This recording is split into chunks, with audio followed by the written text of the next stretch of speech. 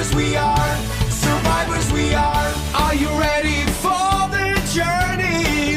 Crohn's Karim is the name. Yes indeed, survivors we are. Hi, Crohn's Karim here. I hope you're keeping well and you've had a pleasant day.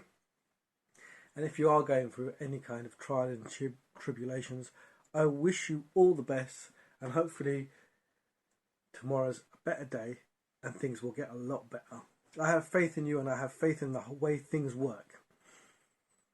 Now, over the last few days, as you're well aware, I've been talking about the things we go through, or how we manage when it comes to living with an autoimmune illness, or indeed a digestive disorder, or indeed any kind of issue. We tend to look at things in a similar kind of way. So we talked maybe a week ago now about grieving over the life you once had and owning what you've got now. Feeling too tired to do stuff, how food may affect you and what will make you sick, suffering with loneliness, and I'm going to bracket that under feeling excluded as well, because they kind of walk hand in hand sometimes. As yet, I haven't quite penned added difficulty with relationships and dating, because there's a lot for me to say, and I think 5 minutes won't do it justice. Feeling excluded, which I've mentioned about loneliness, not feeling understood. I think I kind of covered that, but again, we'll come back to that soon. Today, I'm going to talk about having to research and become your own advocate, which I've touched upon in other vlogs, sorry, let me use the right terms. And that is when you're faced, I'm talking specifically about myself now, so this is Crohn's. When you're faced with being diagnosed with Crohn's, you can find there are information overload. There's too much stuff out there. There's definitely one or two people out there in your own group of friends or people that you do know that have their own ways of dealing with it. And what I've noticed with Crohn's is there's no two that are same. Various drugs for various people, understood. You can use the prednisolone, the Humira, and all those other wonderful drugs that you can take. But some work for some don't work for everyone. Does that make sense? We're individuals.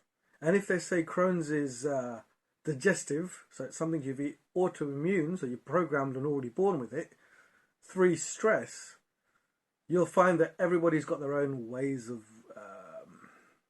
handling stressful situations, or indeed taking care of their mental health. But I digress. Let's just go back slightly. When I was diagnosed with it 25 years ago, again, a concoction of drugs. The information's new. You're looking here, you're looking there. It's a good thing because you're holding on to hope. How do I fix this? How do I get on top of that? And that's good. But there comes a point where you say, nothing's getting better. You're in a hospital. You're sick. You've gone through another surgery. You've gone through this. You've gone through that. I mean, once it becomes repetitive, then you do look at your life and say, well, that's my life. Is it ever going to get any better? You can come to that realization. But soon enough, somewhere in there, you do become your own advocate because of the research and the experience that you've lived in. Exactly. So you are the best person to deal with your problems. But like I said a moment ago, the stress factor of Crohn's is if you don't have a handle of your mental health, then that can factor into the whole, oh, my stomach's aching because I've been thinking about this or doing that, what have you. Something that I struggle with slightly. If I don't have a handle on something, I'm going to pull myself away from it as quickly as I can and then look at what's causing my stress. And sometimes it can't be fixed, but there are ways of making it less of a load where it doesn't pull you down. So I talked to you yesterday about my pool room having to come down. That's filling me full of sadness and anxiety and stress, and I know I'm going to have to do it. You know, you build it up in your head. Oh my God, it's going to do this, and I've got to do that, and I've got to do this, and I've got to do that. But when it actually comes down to doing it, it's going to take, what, best part of 2 days to bring that down?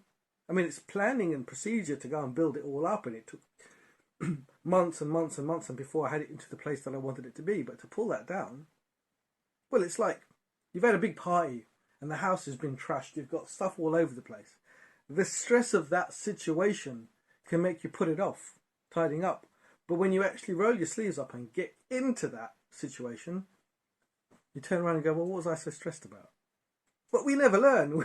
We still have an anxiety moment for whether it's 1 day, 2 days, a week, a month, a year, before the moment. And when the moment's here and it's happening and you've managed to do it, you're like, yeah, what was I so stressed out about? So I was speaking to a friend yesterday who said to me, oh, well, you've got 4 months or 6 weeks to do the job in.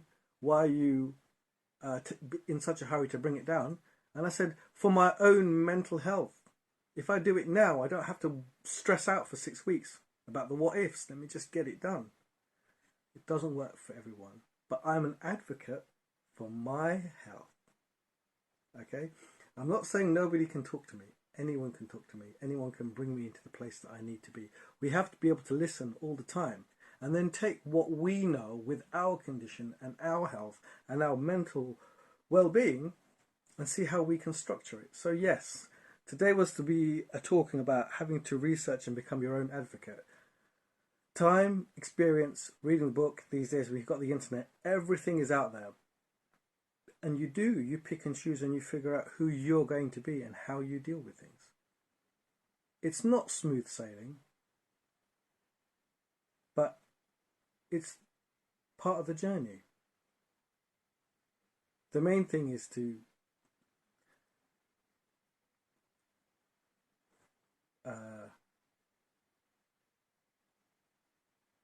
allow yourself to be you. Stop not listening to yourself. I mean, obviously, if it's negative information and it's making you have a heart attack or panic or anything like that, try and slow down, take a deep breath, look at it rationally. And again, rationalization is very difficult when you're in a stressful environment. That's training, at least in my situation. But you've got to be able to know your worth. That's a good word. You know what you're capable of. You've climbed mountains. You've overcome huge obstacles. You've done it day in, day out. And if you have to climb another bloody mountain, you have to climb another bloody mountain. That's what it's going to be. But only you know how you can cope with it. So yeah, you do become your own advocate. That's me for now. Hopefully you'll have a good evening and we'll catch up tomorrow. Karim out. Survivors we are.